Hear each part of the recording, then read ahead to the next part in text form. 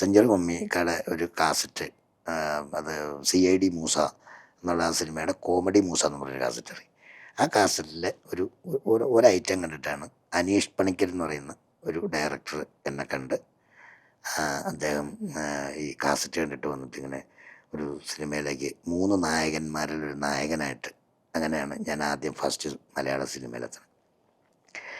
Okay Chacko Cochin Mumbai എന്നാണ് ആ പടത്തിൻ്റെ പേര്. തിലകഞ്ചേട്ടൻ എന്നെ സെൻട്രൽ ക്യാരക്ടർ, പിന്നെ തൗഫീഖ് എന്ന് പറഞ്ഞ ഒരാൾ ഒരു മെയിൻ ഒരു നടൻ, ഇപ്പുറത്ത് അശോക്, ഞാൻ പിന്നെ ഒരു കോമഡി 3 പേര് 2 പേരുടെ ഇടയ്ക്കൊരു കോമഡി സ്റ്റാറുകളല്ല. അപ്പോൾ അങ്ങനെ ഒരു 3 അങ്ങനെയാണ് വന്നത്. അത് കിരൺ ടി വിയിലും സൂര്യ ടി വിയിലും വന്നുള്ളൂ. അത് റിലീസായില്ല. അത് 2002 ഫിലിം.